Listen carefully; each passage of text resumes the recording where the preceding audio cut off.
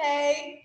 Happy Sunday, everybody. Another Sunday in the house. So I always tell people, get both sides or all three sides and then determine for yourself what you're gonna do. Be smart on your own.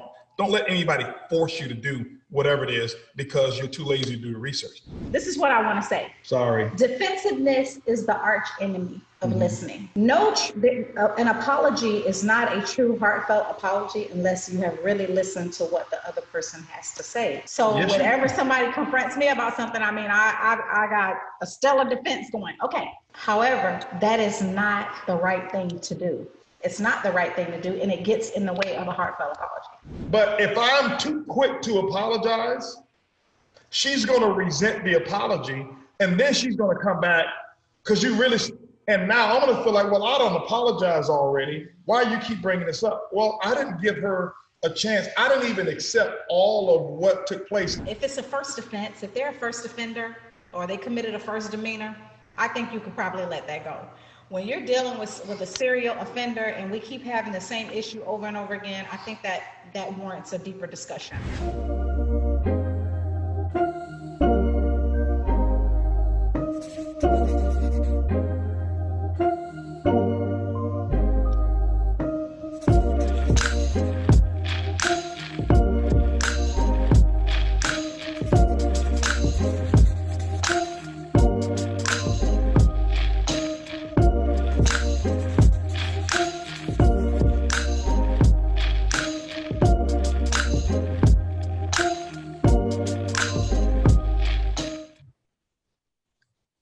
All right. Happy Sunday, everybody. How we doing? Happy Sunday. Today is an amazing day. It's Memorial Day weekend, as every Sunday is an amazing day. And I want to shout out to everybody who is all around the world. Give us a shout out. Let us know where you're from. In the chats, happy Facebook Sunday day, if you will. All right. Today is going to be another really great day today. And primarily because we have ladybugs here. Yeah, you're just here. It's really my show. It's your show. Yeah. I knew you felt that way the whole time. Ladies and gentlemen, it is official. I have officially been downgraded as the side piece. Oh, please. I am the side piece of the show. Side piece, really? I'm the side. You just said it. Okay. And believe it or not, that's what she says behind closed doors. That is not what I say behind closed doors. When everybody's not watching, you let me know. Everybody comes to see you. You know you're going to hell for lying. Well, I may be going for a lot of other things, but not for lying like that. But anyway, we've got people all over the world. I see Bahamas. Bahamas in the house. I've got Saskatchewan, Saskatchewan. Is it That's Saska? why you should have got your degree. Chi-town. Saskatchewan. Is it? What is that, Eva? Let me sound it out like they taught me in third grade. Saskatchewan. Huh. Yeah. So you didn't know that either. You have a degree. What country is that? That is Canada. Really? Yeah. See, obviously they didn't teach geography at University of Houston. I totally suck at geography. Right. Okay. Anyway, geography and apologies is the classes that you did not pass. No, first of all, I'm much better now. Much better. We upgraded you last week, I think, to what, a 4.7 or whatever it is. Anyway, how we doing? If you're a first timer on the show, let us know that you're a first timer by just putting either one first or saying first time on the show. We've got a few people who've actually decided to come back and have seen us. Now, you know what? What I want to find out is who has watched every episode. If you've watched every episode of From Our Home to Yours, let us know that you watched every episode. London. By saying all. Just Dallas. put all in the chat. Let's see if we at least, see, somebody told me, David Romero says see, the way he says it is Saskatchewan. Saskatchewan. Oh, that's an A. Well, no, I knew how to pronounce the Saskatchewan. It was a Saskatoon, whatever it was, Saskatoon. That part. What part was that? Yeah, only people who graduated. Can sound that out. You know what? Here you go. You and your educated folk right here. All right, so we've got welcome to the call, Marina Pesh, first timer here, and let's see here, Tevin. That's Prudhomme. I know how to pronounce that. First timer. Normie Rose has watched every episode. Oh wow! Thank you for watching. And you haven't gotten. You came back. That's what I'm talking about. Dawn has watched every episode. Ronette has watched every episode. Carly, Laura, Merle, Dana Wilson. This is awesome. We got at least 20 fans out there. At least 20. That's not too bad. At least 20. All right. So for the first timers who are out there, guys, let's talk about the purpose of this show. Of why we decided to do From Our Home to Yours, your first timer. We decided to do this. This was around maybe about 8 weeks ago. So about 2 months, 8-9 weeks or so, we've been doing this show. And we got some first timers on Zoom over here. I don't even know how you got the Zoom. I don't know how you even got the login for Zoom. But anyway, welcome to the show. All right. Welcome to even people here saying they watch all right from Zoom. Nice. Anyway, so about 8, 9, 10, 11 weeks ago, something like that, we saw the world shifting in such a direction that we just didn't agree with, period. Okay. Not necessarily from choosing a side. It was just not everybody, but a lot of the world was listening to so much doom and gloom. Right. And you turn on the television and they've got a body count right there on the right hand side of how many people died today or how many people died today total or whatever it is. It is like a ticker. It reminded me of the Jerry Lewis telethon. I remember seeing the ticker when people donated money. And here it was over here, how many people died and how many people are gonna die. And that stuff just takes over your brain. It takes over your mind and it becomes normal. Some people will normalize death and it becomes acceptable. And I'm like, no, that's not, we don't need to shower the world with enough doom and gloom. So we're not going to come on and talk about what's happening with the, quarantining and pandemic and all of this stuff and enough of that stuff. They've got experts out there. But what we were going to do is just welcome people into our home, give them a break from some of that stuff and let them know that life still goes on, period. Doesn't mean that life is always perfect, but it still goes on. And we just want to give you an hour. Some people take an hour and 15 minutes. You the one who always talk at the very end. You do all the talking. Ask anybody. You do, at the very end, I'm always having to say, hey, babe, we got to get through these questions because we got to close the show. No, you just have a problem with my notes. Yeah. And I don't know what your problem is. Because I'm like, you come into a show. Anyway, she wasn't supposed to come first. I'm back to first time. She's always getting me off. So we want to let you guys know you can come for an hour. Some people want it more than an hour, though. They actually appreciate us actually finishing a topic.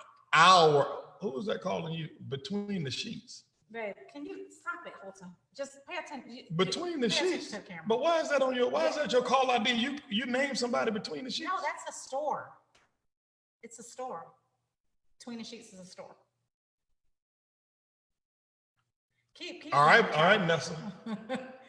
Holton, stay on top. Don't listen. This is live, but don't have me grab that phone. Between the sheets. If your wife had a call ID, between the sheets is calling. It's the name of a store. Well, you need to put BTW or BTS. That's the name of the store, child. Go ahead. Between the sheets. Yes, between the sheets. It's like bedding. It's a bedding store. I know what happened between the sheets, but I'm just saying somebody's name is between the sheets. No, the name of the store is between the sheets. Well, so the store calling you. Why are they calling you? Yeah, don't worry about it, sweetheart. Don't worry about it, okay? All right, little Brandon. You keep doing what I'm paying you to do. All right, first timers, y'all, you know what, y'all might witness. Y'all gonna witness me, go through this phone. Somebody, I can break an iPhone. All right, I can go through and break the code. Oh, listen, don't let nobody call your spouse, your boyfriend or your girlfriend with the name between the sheets. It just something don't sound right about that. But anyway, That's why we do this show. We're going to come here and we're going to be raw, authentic. If they call back again, like 2 or 3 times, that ain't no story. That is, child, you have bigger things to be worried about than that. Okay, I'm just saying, keeping it real over here. Anyway, so here's what we're going to do today, ladies and gentlemen. So our show, just for you, for the first timers, I don't come with a planned agenda. 3 weeks ago, I was able to say we don't come with a planned agenda. We don't talk about what we're going to do on the show. We know and find out as soon as we get here, but somebody took the liberty of doing research and going through books and talking to authors and bringing books to the show. First of all, wouldn't you rather me prepare and be completely confident with the topic versus not reading anything and doing any research like some people and come acting like they wrote the book? So, I mean, I think people want me to be prepared. I mean, it was a weakness. So what, I don't know what you want from me. Well, I'm just saying, don't, you know, I'm just saying. Don't what? We come here, it's going to be real, it's going to be raw. Yes, and it was real. And unplanned. Okay, well, I was just trying to be thorough. How am I going to have a conversation on a topic that I completely suck at with any type of authority if I don't take the time out to learn something? You should have just came here and asked me. I got to taught you how to apologize. Yeah, and okay, because you could have wrote the book. Let me say this. One of the things that I really enjoyed about the topic of apologizing. I knew that when I started doing research, because like I've been very transparent about that, it is a weakness of mine, and I'm committed to getting better. So I knew when I started the research that I would learn some things about apologies that I needed to know. Mm-hmm. What I didn't expect to do was learn something about myself. Okay. And that was to get to the bottom of why it's been so difficult for me to give an apology. And so I have actually appreciated, you know, that journey. So I would prefer for you not to make light of it. I'm not making light of it. I'm just saying, we told the people, when we talk to the people, we tell the people, here's what we're going to do, people. And we got to stick to it, like 60 minutes, not 75. Yeah, I don't think they mind us going a little bit over. But you know why? Because they know you do 95% of the talking. So if I need an extra 15 minutes, it's because I can't get a word in edgewise. Okay. Who talking now? I mean, I'm talking now because I've basically stolen the microphone, Holton. You've been talking since we started now. Okay. You and how long between the sheets? Long enough to get me some new bedding. Okay, so that's what's going on right now? Okay, all right. I already about child. Okay, all right. Do you have anything planned for today? Because I'm sick of you already. Yeah, somebody who said that we don't mind. They don't mind. I know a few people don't mind, but there's some people. See, I think we lost four viewers. Why we lost viewers? We probably lost 12. How? Because you go over your time. No, that's not people got to go to church. That's not true. On Sunday. Church is over. Church is over right now. No, it's some other churches. I mean, don't they have church online? You can't even go to like a church. I know, but that's what I'm saying. They got another Zoom. They got to get online and go to church online. So anyway, so here's what we want to do today. Here's what I think would be a great idea. What's a great idea? Okay. Don't you think it'd be a great idea, since we have rushed through their questions for the last 7 weeks, because one of our stars on the show, one of the stars on the show continues to go over time. I don't want to mention names because I don't like putting people's business out there. You don't want to mention names. No. I'm the only other person here. Okay. Why don't we just let's let today be about them? Okay. You want to just take questions today? Yeah. I don't have my glasses. You're gonna have to read the questions. Don't worry. I'll read the questions, and let me make sure that there's some people whose Facebook I was supposed to disable today. Let me make sure that they are disabled. Don't be picking on Jolanda and Tawana. Okay. All right. So so today I don't know if I think we got another, was it a budget increase? We got Kitsia who's fielding questions today. Okay. And all right, we got questions already. Okay. We? Yes, we do. Okay, she's texting me. She texting you too? Yeah, go ahead. Okay, awesome. So guys, we've been working on our budget. We've been trying to get some increased budget, but if people buying expensive sheets and stuff with these 2 million thread count stuff, we want to keep this budget real low. So between the sheets keep calling, there's going to be no budget. First question is, where's your favorite vacation destination that you repeatedly go? Well, we go to this place that's really close to the United States. It's called Miami. And the only reason we go to that country is because everybody over there, or at least you can find a lot of people who speak English. So it's the truth.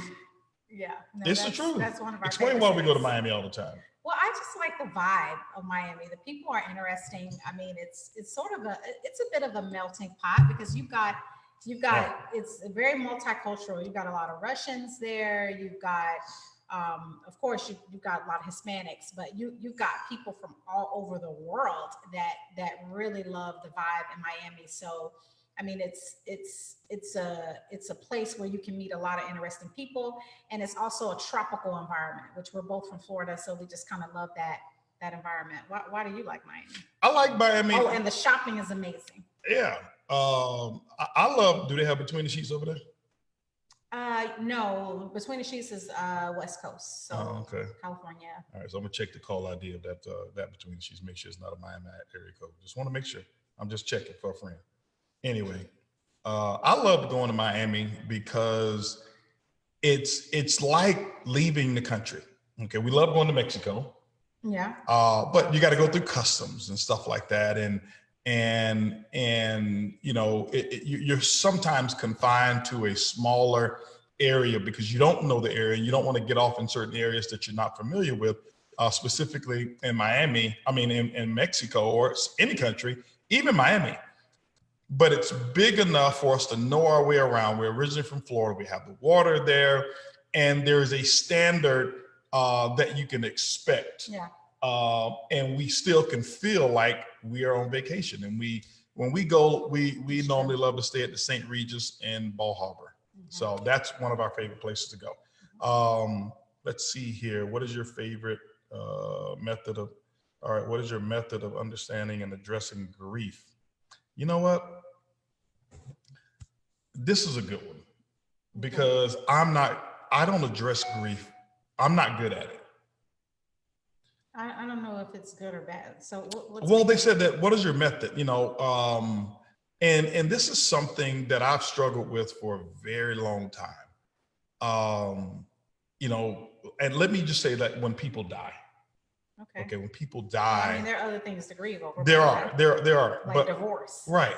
Yeah, but I'm just giving mine here. Okay.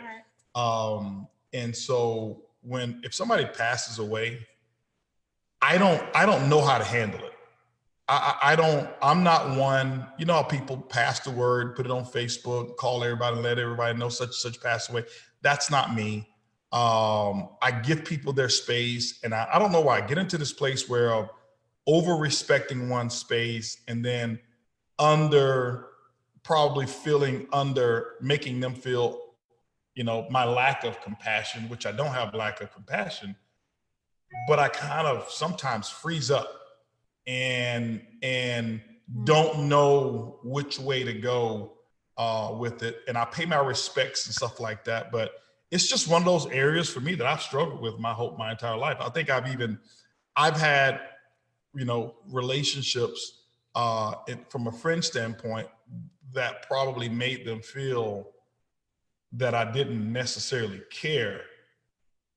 Maybe because of even how I handle grief. Well, I think one of the things that's a superpower for you, if I can just speak to that, is your ability to compartmentalize. And I think you, in a lot of respects, we both overfunction. I mean, I'm an only child, Holton's an oldest child. And, typically when you have someone in a relationship that overfunctions, you have other people who underfunction. That's how it becomes dysfunctional. So I think the way that you handle a lot of traumatic things in your life, you know how to separate out your emotions from things, and you're still able to function in dysfunction. Mm-hmm. Now that is where I struggle. So in terms of grief, let me, it's not that you're not compassionate, it's just the way that you that you handle grief. It's more internal, but you're like that in your person without grief. You're very in control of your emotions, very methodical about a lot of things. And I'm, on the other hand, I can be very emotional at times, and then I can also be very methodical about certain things. So that's a really strange dichotomy. But anyway, so how I handle grief. I think grief is something that is difficult. And I mentioned the overfunctioning because I think anytime I feel anxiety of any kind, I start overfunctioning. Overfunctioning means you do and don't feel. I help, I don't need help. I'm going to overcompensate where everybody else is lacking. And so when you have a situation and you are sad or anxious or grieving, some sort of trauma, and you start doing instead of feeling, that's also very dysfunctional. And now whenever I feel those things, I just try to slow down and give myself permission to feel every emotion. There are no judgments on feelings, right? Okay, only actions. So you are allowed to feel whatever you want to feel. The healthy part of it is acknowledging those feelings, and not to say that every feeling is correct, but it's legitimate because it's a feeling. And you sometimes it takes us to sit with it a little while and explore it, and find out the basis of those feelings. But that is very difficult. Honestly, I'd like to approach that just like I approached apologies, and really dig deeper and learn a little bit more, because I'm still learning too. Being a leader, sometimes you don't have the luxury of grief, because while everybody else is falling apart, you're sort of expected to have it all together. And that's also very frustrating to me, because I also want the privilege of just being human sometimes, and not having to live up to everybody's expectations. No, I think what you said is a mouthful, and it's just different. I think the way we grieve is also learned. It's environmental. That's true. Didn't I say that? I think you stole that from me, but okay. No, yeah. The research says this is what. So when you do, just come to me. I'll give you the research. Yeah, because you're Google. Okay. Anyway, I'm not Google. I'm Zero. To know everything. Not Siri. I'm Zero. Say Zero. All right. You're Zero. Zero. Oh my God, whole time. Yeah. Well, okay. Call me PRIB. Call me the PRIB. Anyway, but I think it's learned, and I mean, why do you say that? What are some behaviors that are learned surrounding grief? Well, I think okay. I think all of them are. And let's just be candid. When we go to a funeral, typically you go to an African American funeral, specifically where I grew up, and based off of the church that maybe you attended, that may be emotionally driven, you're going to see emotion-spirited grief. It's kind of like when we went to your aunt's funeral. You know what happened? One of your other aunts That was my grandmother's funeral, but okay. But yeah, she just lost it. And one tried to get in the casket. Want to get in the casket, want all the attention, all that kind. It's on her side of the family, but I'm just saying, my family don't do that kind of stuff. Oh my God. But anyway, but that's kind of stuff is what you find. I went to another funeral, or I've gone to other funerals, for example, like when, and it's not just one, but we went to, Johnny's dad's funeral. When we went to Miss Jennifer's husband's funeral, Bob. Bob was a Jewish guy, and I didn't go to that funeral. You didn't go to that funeral? I went to that funeral. Well, guess what? It was quiet. You saw tears, but you didn't hear cries out. It wasn't a show. Right. It wasn't a show. Right. Neither is good or neither is bad. Both are just learned. What it is. Yeah. Right. And so certain things that are expected. You go to a certain church that practices a certain religion, and there's certain behaviors that are acceptable, and there's certain behaviors that would be looked upon as this is different. Right. I'm not saying it wouldn't be accepted, but it would be looked upon as as different. You know, Right. you go to, when we attended church a long time ago, if you start doing the, you know, the foot shuffle dance, whatever it's called, Right. Cupid shuffle dance, they gonna look at you like, what's wrong? Your feet hot? But then you go to another, you know, church, and if you don't do that, you don't feel the spirit.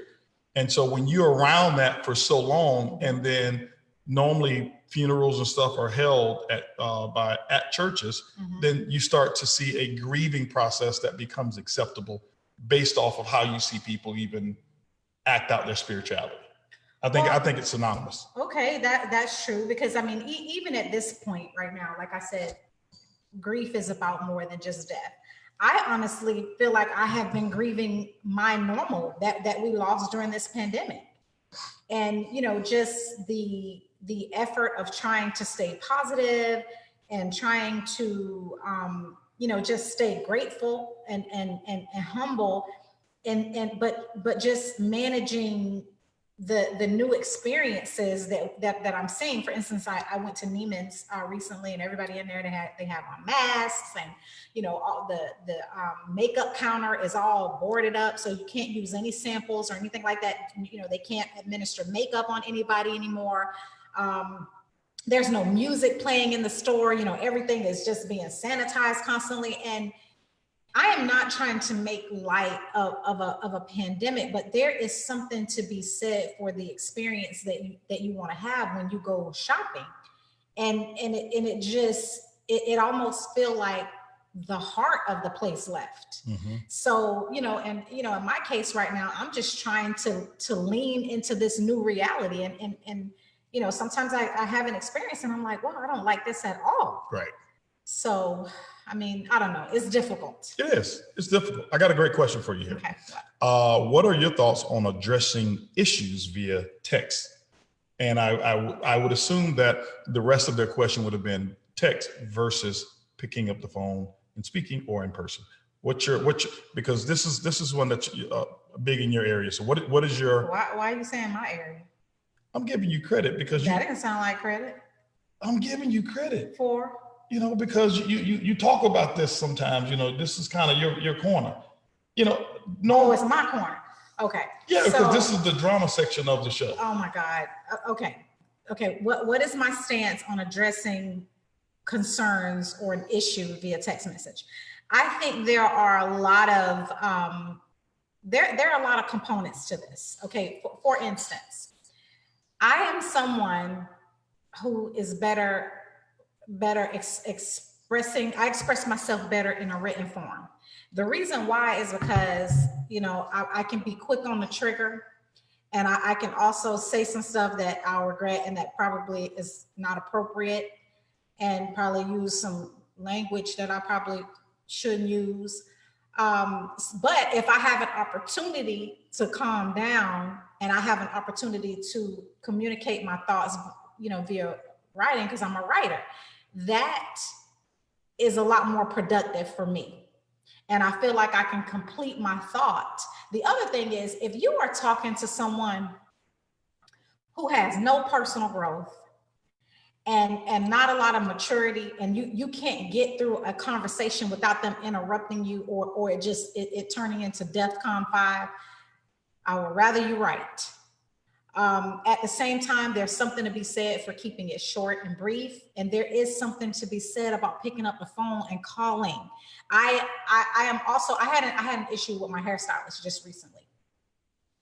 And yeah, I noticed that she was kind of coming late or whatever, and just wasn't showing up. And I wasn't happy about it, because she was always so used to being very punctual. And so, you know, I said, Kat, listen, I've had, you know, I was texting her like, you putting her business all out in the street like that? Yeah, she don't care about this. We've been talking about it. Yeah, but that lady don't want nobody knowing that she was late. How you gonna just see? Because she might, somebody may want this lady to do her hair, and you don't told everybody she was late and stuff like that. She was late. Just use her alias name. They don't need to know this lady's name. Anyway, I didn't use her whole name. So anyway, if you find somebody who's named Kat, how many? I only know one hairstylist named Kat.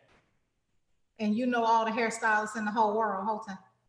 Anyway, don't interrupt my story. This is quick. That's wrong. That's wrong. We had an issue. I texted her. I said, this is not working for me. We continue to have this issue. You know, I I have to go on set at a certain time. I have certain things I have to do. I need for you to show up on time. And so, you know, she texts back, you know, this long thing. She wound up apologizing, which was really beautiful and much appreciated. But we had an exchange, and I told her, you know, I would much rather talk about this. After a certain point in a disagreement, I think we need to get on the phone and talk. But if it's going to be an issue where you're going to say things that are the wrong thing, I'd rather for you to write it versus call if you need that extra time. But I think depending on the seriousness of it, maybe it does warrant a phone call or a face-to-face meeting. Yeah, me personally, it depends on what type of issue. If it's a conflict resolution issue, I'm a talker. I'm not much of a writer or a texter or whatever it is. Pick up the phone. Why? Because for me, tonality is everything. Sure. And sometimes I don't know how you feel just with the words, because I can read, you know, the words and then come to my own conclusion on interpretation. Yeah, you do that to me all the time. All the time. I don't do that to you all the time. All the time. So let me give you. You hear yelling when that wasn't even the point I was making. Let me give you an example. Let's just say somebody. See, anyway, let's just say that we're having a conversation. I'm having a conversation with someone. Mm-hmm. Okay, and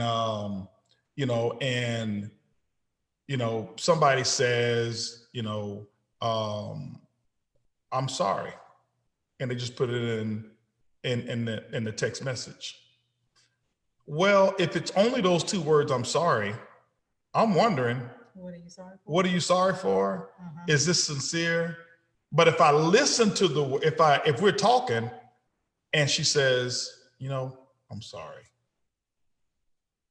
Now I believe it's sincere, but she can say the same two words. I'm sorry. Yeah. It's the same two words, right? But the text message is making me wonder, which one is she using right now? Okay, that's fair. So when something is written, you're left to your own interpretation. Yeah. Okay, I could see that. Yeah. So yeah. That's just my preference. The main thing is it doesn't matter which one you use. It's which one works best for you to accomplish the goal of resolving and identifying the issue and resolving it. Mm-hmm. And if you can do it through text, then do it. Yeah, it's just being effective. Mm-hmm. So. Best places to shop in Miami, babe. Oh my God, so many places. Okay. I love the district. There's a fashion district there. It's also a design district. That is my new favorite place in Miami. But there's Aventura Mall. There is South Beach, like the little, if you're looking for, things that aren't name brand or whatever, South Beach is kind of nice. And then where is that? There's another. Bal Harbour. Yeah, Bal Harbour. Yeah. That's my favorite. Mm-hmm. And what's the other mall? You said Aventura? Yeah, you said Aventura. Okay. So do you and can you cook together? How does it go working together in the kitchen? Yes, we can cook together. It's a disaster. No, that's not it true. Is a disaster. That's not true, Holton. Listen. It's just not true.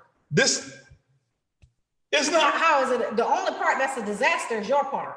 No, the food come out good, but it's like, all right, I'm gonna give. Can I give a real example? Yeah. Okay, we cooking breakfast. No, well, here's the thing. When I cook, I don't want no help. That's not true. Mm-mm. I don't want your involvement. That is not true. Because she want to come and cook the grits the way she want to cook grits. We did it the other day, and it was a disaster. And you blame me for the grits. I had already put cream in the grits, and she comes over. I put cream and butter in the grits already, and then you come over, and I'm like, I've already put cream in the grits, babe. I don't think you put enough in there. So she grabbed the cream and put a half gallon of cream in the grits. It was only a quarter.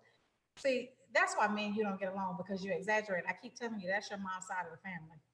But so, so when you see that little. Yes, we can cook together, and only when he is not on the phone doing a conference call or, about to burn down the backyard because you done walked away you know, trying to cook salmon on a Babe, wooden plank, you and know the how- thing burned up, and that, I mean, it was a mess. Do So you know how long ago that was? that doesn't matter. I mean, the question is legitimate. So is Keep that it our real. question? That was before Facebook. That was pre-Facebook. Do you answer each other's cell phone?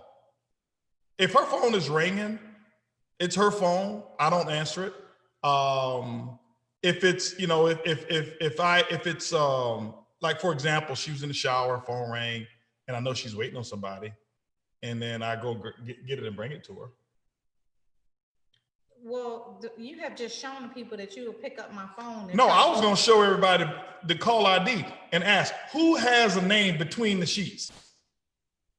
It's a store Holton, but what's the question again? Do y'all answer each other's phone? We will. That's not an issue for the two of us. I mean, I understand certain what is your stance on, because certain people don't like their privacy invaded. Yeah, I mean, you know, you have your own. You're entitled to a portion of your own privacy. You have to earn it. I think you earn it, and you know, but it's not the end of the world. Now, will I ever take her phone and go through her phone? Never, because it's her diary. You probably going through my phone. I don't put it past you. But anyway, Listen, I don't go through your phone. Okay, so what I don't do that. You plead the fifth right now? Pleading the fifth. Yeah. But I don't operate that way. Okay. I'm not gonna go through your phone. Right. Anyway, but no, I wouldn't do that. But if she answered the phone, you know, it's okay, you know. But I want to pick that phone up and see who's on the other line of between the sheets. You know, is it one of them Jake at State Farm? Jake, listen. Is it Jake? Jealousy is not a good look. Who you on the phone with? Jody from Between the Sheets. Bob from Between the Sheets. That ain't gonna fly with me. Let it go. I'm just saying, fellas, where my fellas at? Listen, she on the phone and she downstairs. Hey, yeah, I like. I have a question. I like them real silky.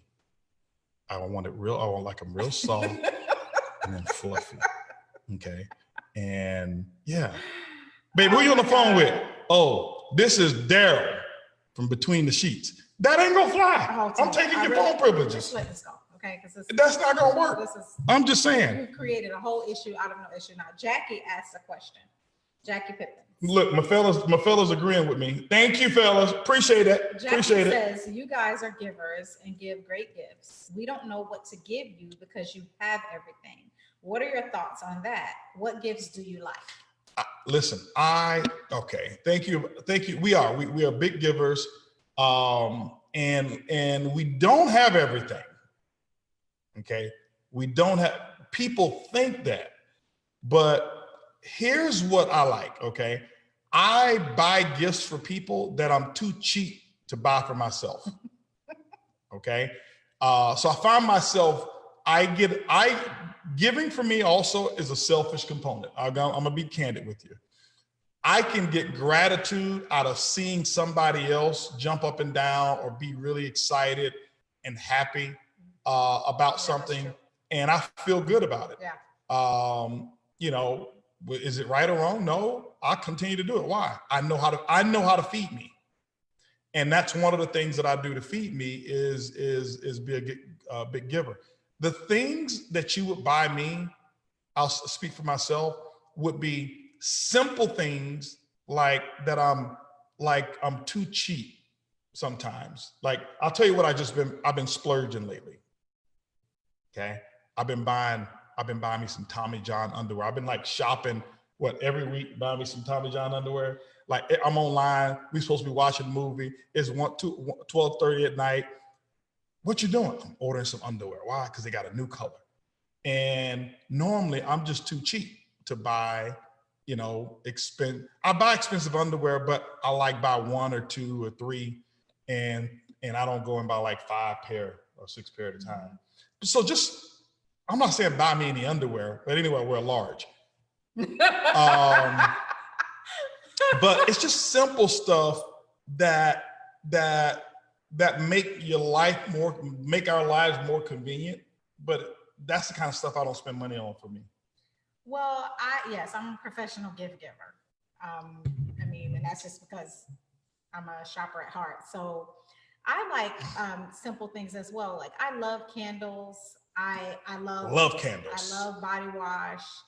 You know, I love the flowers that don't die because I don't have to worry about watering them. I like perfume, but I am kind of picky about perfume. So that may be and she's picky about her candles. And I love stationery because I actually do still write handwritten notes when I have time. It's something that's important to me because nowadays we're in such a digital world that there is something extra special when you take the time out to hand write a note, not a card that you buy from a store, but a handwritten note. So just, things like that. I agree with Holton. We do have a lot, but we appreciate little things too, like a bottle of wine. Holton likes liquor. I'm more of a wine drinker. Red wine is my favorite, and champagne. Holton likes, I like cognac. Cognac, okay. Yeah, I'll do a cognac. Yeah, and you like cigars. Mm-hmm. So those are things that, that'll. Me and my fellas, we'll do a cigar. So something like that. So for me, like I know what I need. I need to go buy me another lighter. I mean, what they call the torch. Yeah. Whatever it is. So accessories. But, yeah, so you just find out what a person likes. But Jackie, I'll tell you this. I'm gonna tell you what I love about Jackie. No matter where I go, when we're going to do meetings and presentations, Jackie has me gummy bears, and she's gonna have my water, and she's gonna have my little lifesaver mint. And so to me, see, I'm too cheap to go stop and buy the stuff. Well, and I love chocolate too. And Jackie has it for me, so I love that stuff. I love chocolate, Godiva mostly, but I mean, I love chocolate. Yep. All right, next question. Next question.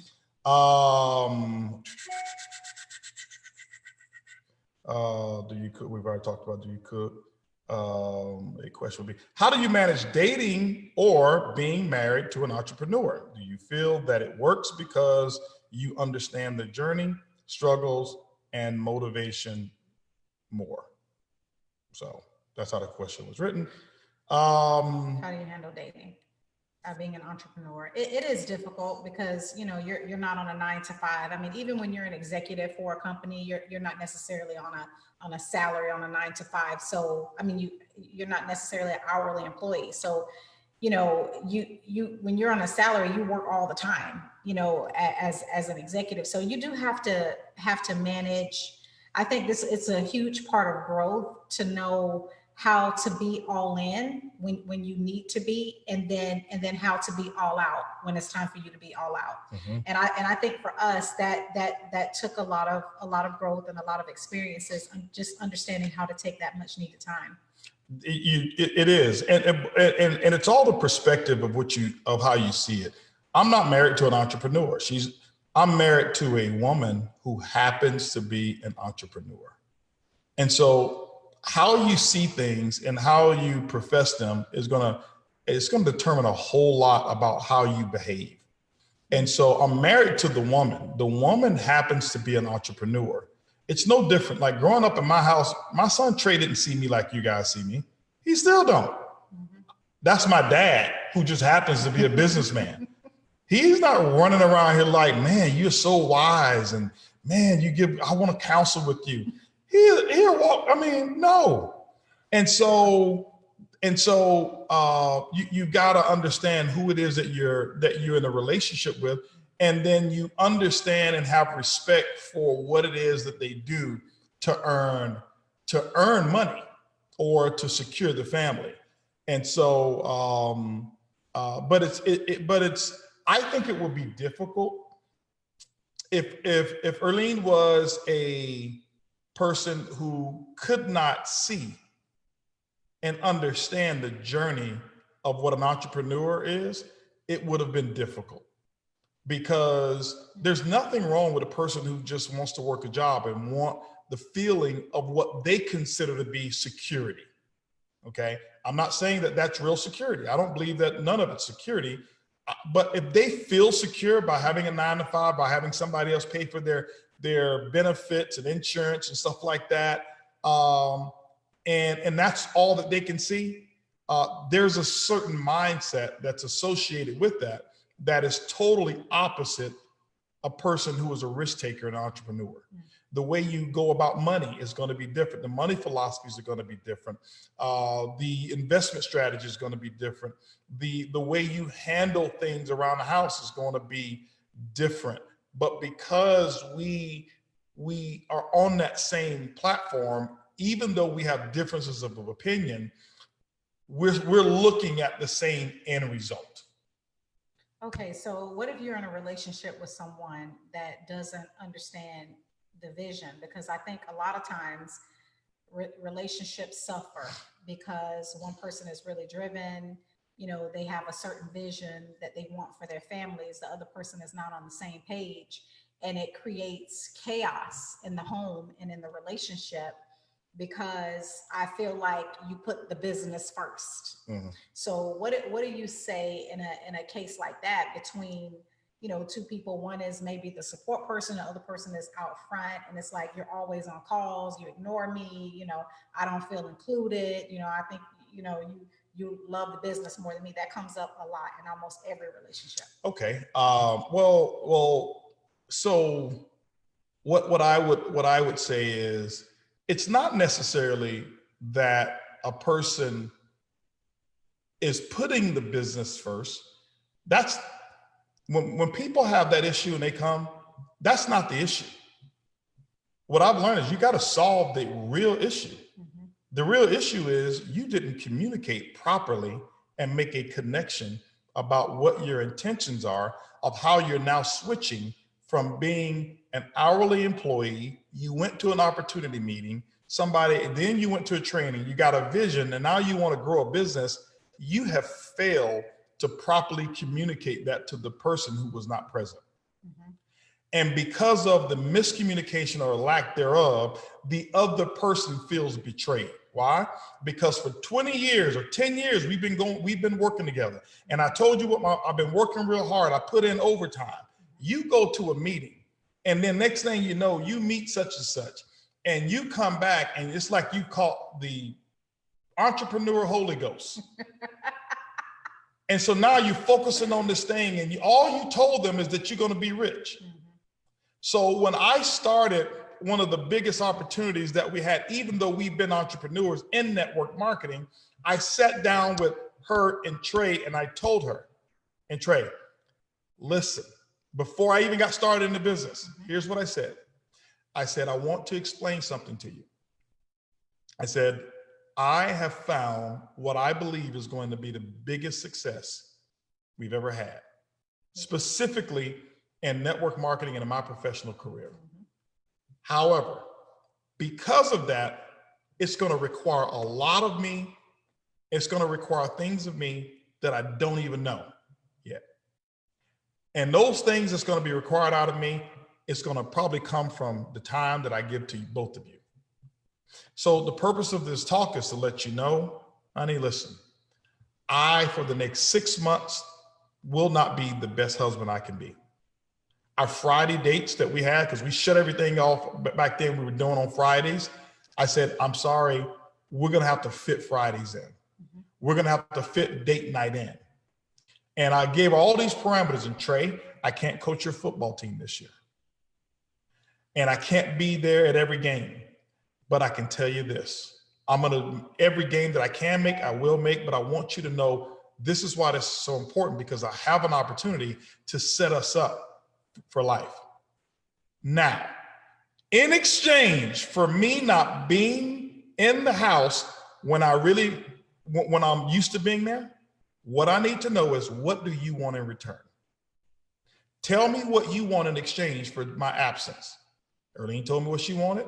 Trey told me, Dad, I want to go to this house, and every spring I want to take my friends, and I want to go flow boarding, and I want to do this, and you can't tell me when to stop and all that kind of stuff. And we had an agreement. And so when I start working the business, Trey would come home and look at me like, Dad, why are you home? Because I now was able to allow them to tie my ambition to their goals of achievement. If I was at home, they're not going to get what it is that they want.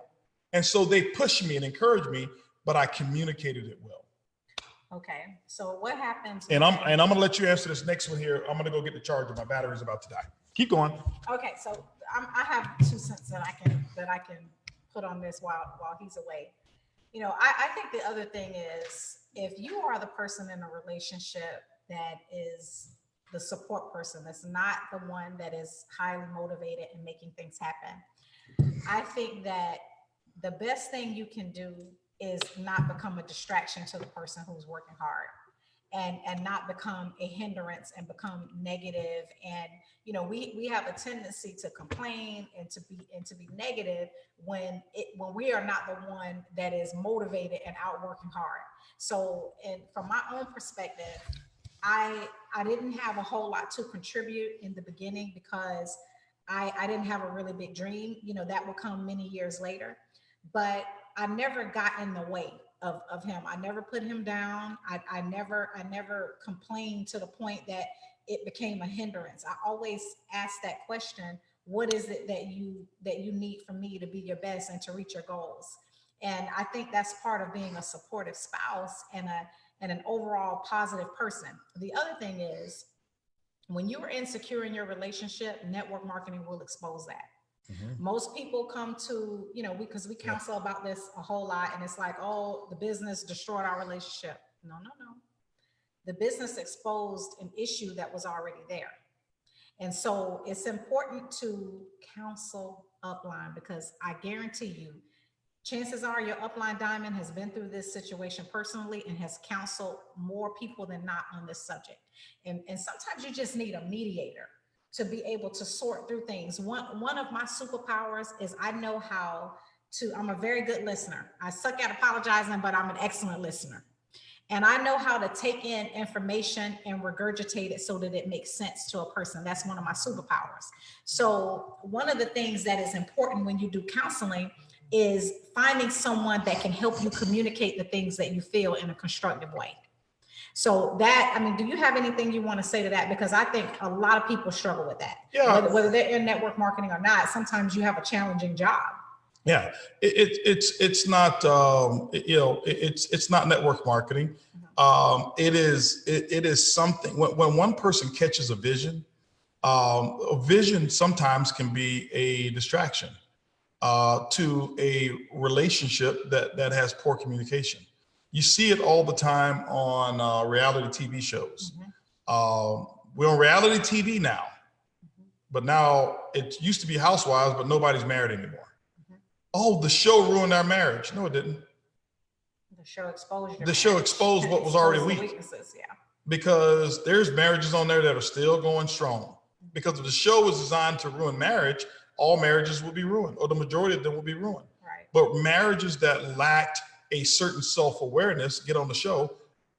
Get on the show, and the people were on the show. Why? They were probably fame hungry. Why? I don't get enough from her. I don't get enough from him. So let me see if America, the world, can make me feel better about myself. Or an attention junkie. Right, I'm an attention junkie. So now everybody starts telling me how great I am because I have this show and all this drama. And so now we didn't have a grounded foundation. So it exposes the weaknesses that we already had, and it's done. It's over. So you're right in that. And people always love to blame it on something.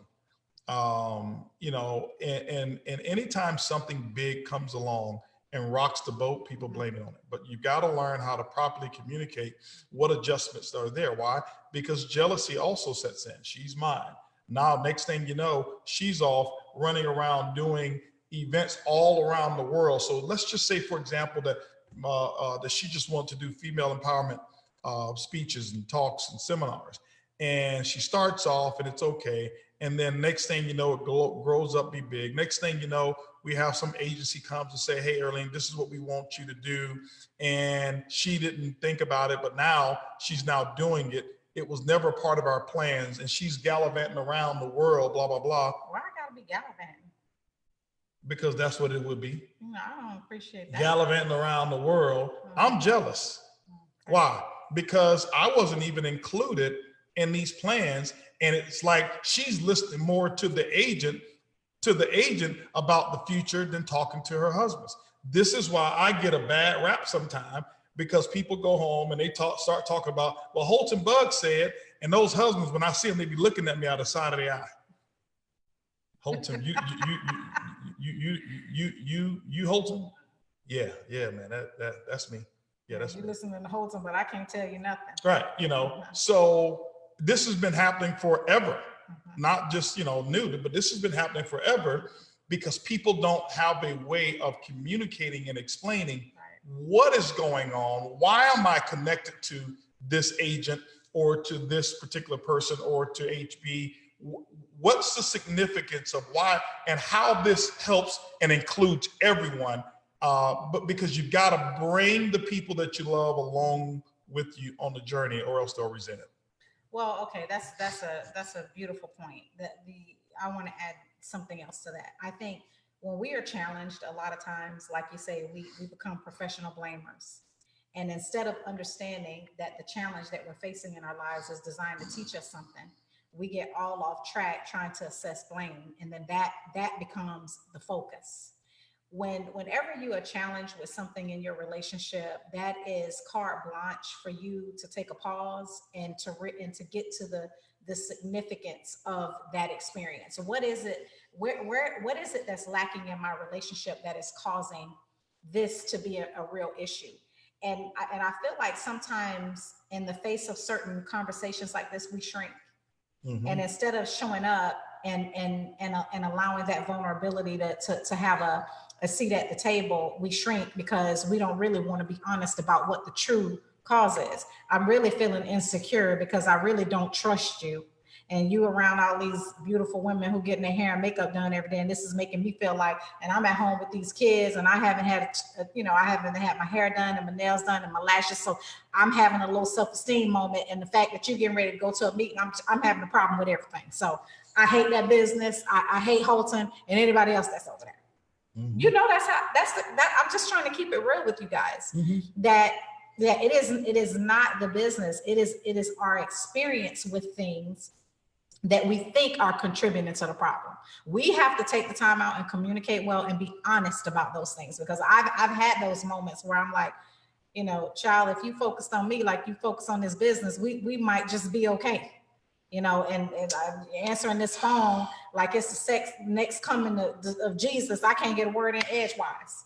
And so, I'm pissed. Can I go to the next question? Well, okay. See how see what I mean? Do y'all see what I mean about how a movie would play? And I get in trouble for some stuff that didn't even happen yet? I'm just telling you guys, that is cause to have a deeper level of communication and also to exercise some patience and some kindness. Because the other thing is, what the truth is, it's very difficult being his wife. I mean, I know you guys, we get on this show and y'all see all the great things about him. And, he's just beautiful man, very sexy. I'm happy to be married to him. He's a very smart individual, but he is not perfect. And he does get on my nerves.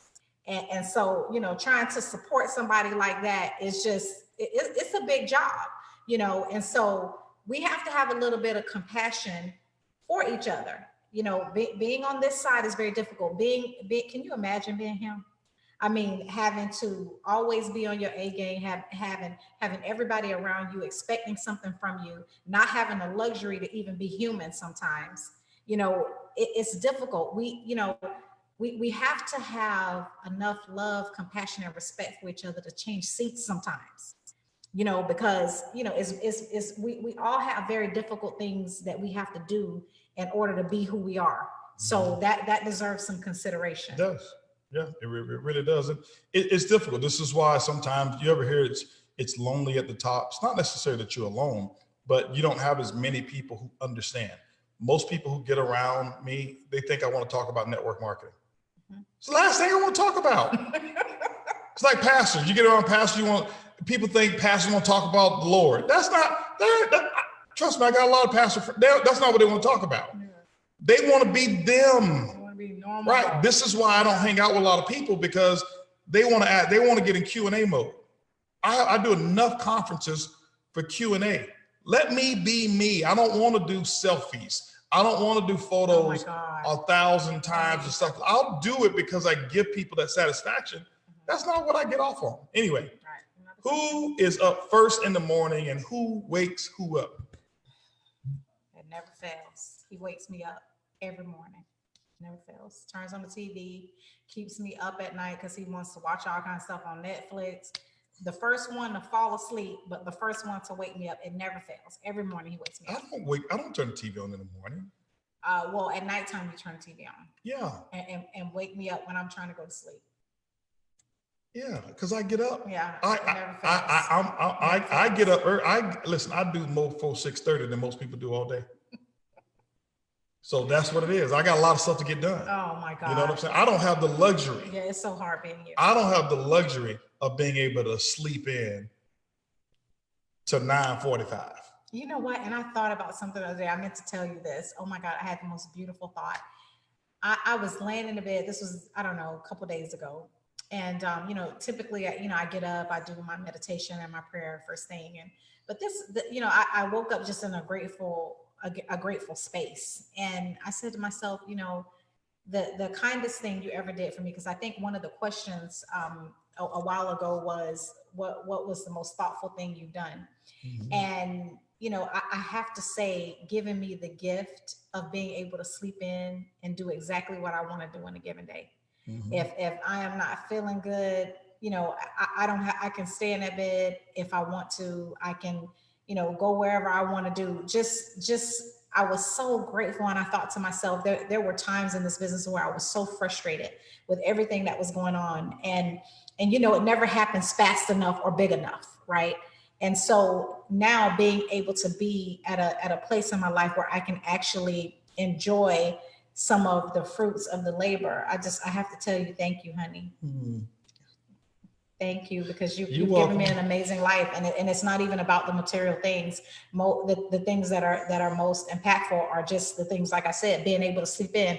How many moms out there just wish that they could have an extra hour in the morning, that they didn't have to rush to get up to do. They can have the help that they need. I mean, it's just, it's the little things that make the biggest difference. So I wanted to share that. It is. It's. But I love seeing you being able to sleep in. Honestly, I mean, it's. The material things, houses and cars, those things are cool. You grow through those, I mean, I had to have my Lamborghini when I got it at that time, because it was just that phase of wanting something like that or whatever it was. And, now we did it in a way that I think should be done. That's just what I didn't go out and take our first fruits of money. Right. And I denied for so long until I can write a check for it. And not only just so I can write a check for it, I can write a check for it, and the money was back into the account in about 2 weeks or about 12 days. Yeah, because just because you can pay for something don't mean you can afford it. Right. So I made sure we were in a very strong, because that's something that I didn't buy that because I needed it to go recruit with. I bought that because it was a goal of mine to always have one. I wanted actually the Ferrari Testarossa. When I was a little kid, I used to watch Miami Vice, and I would watch, them in that Ferrari Testarossa, and that's what I wanted one day. And then they came out when I saw that Lamborghini Aventador, and I saw the commercial. I says, that is the one that I want. I want the orange one. And I'm going to get it. Now, when they were marketing about it, it was a couple of years later that I actually got it and bought it. I didn't buy it even when they first came out. Mm-hmm. So, but just the ability to know that you can do stuff and to have freedom. Freedom is what I want more than anything. Right. When I bought a lot of stuff, I didn't have freedom. So I tried to finance freedom. Yeah, and I mean, it's also being insecure and immature and inexperienced. And because I think one of the other things is when we share lifestyle, we talk about what we do on social media, and, I've been very candid about this. Social media is difficult for me. And sometimes I just completely zone out. Mm-hmm. and I stop posting, and people start DMing me like, where have you been? I miss your positivity and, your photos and stuff like that. And, it's actually a chore. But one of the things that can come across in a sort of way, it's like you're bragging or you're showing off or something like that. And I think we have to walk that delicate line, because it's so important to show people lifestyle. It's so important that they understand why you work so hard, and what is on the other side of that sacrifice. So, to be able to give a glimpse that, you can actually make it here. You can actually have the your fruits of your labor can actually pay off for you. That's part of it.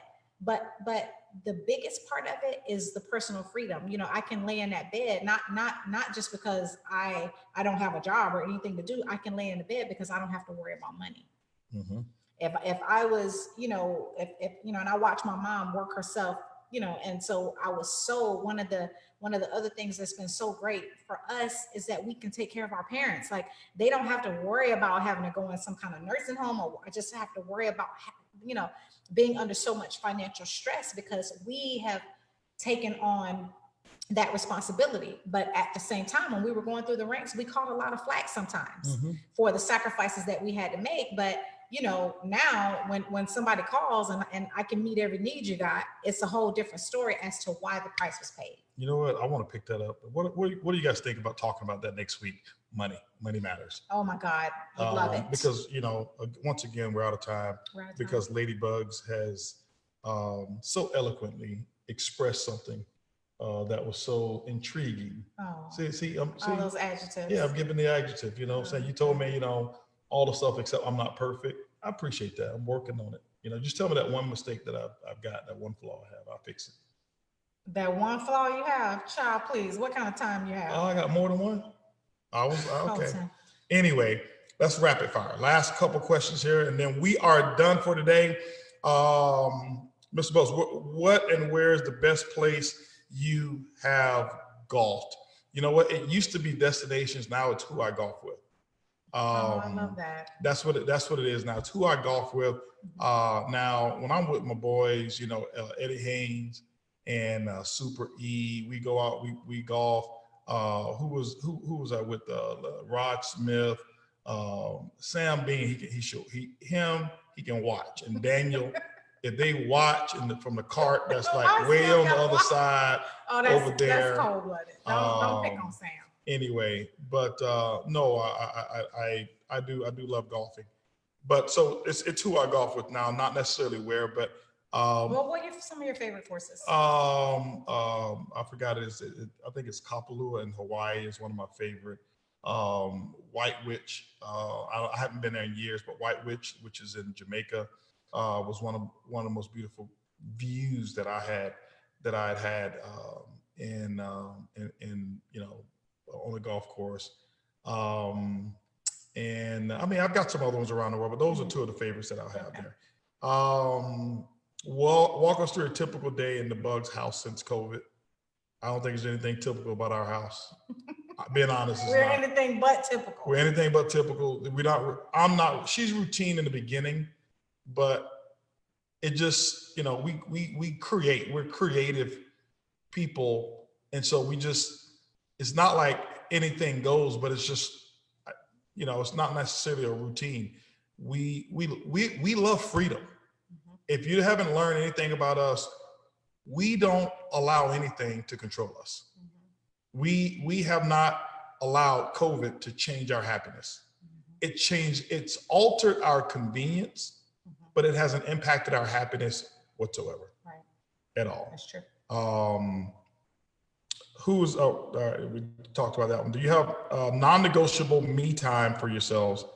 I don't say non-negotiable, but we've learned to get our me time, and she has her me time, and I don't interfere with it. And I get my me. I had a hard time being able to get my me time for myself because I just work so much. But I have some new passions and things that I do, and you need it. Yes, the answer is yes. Yeah, so you need it. Absolutely.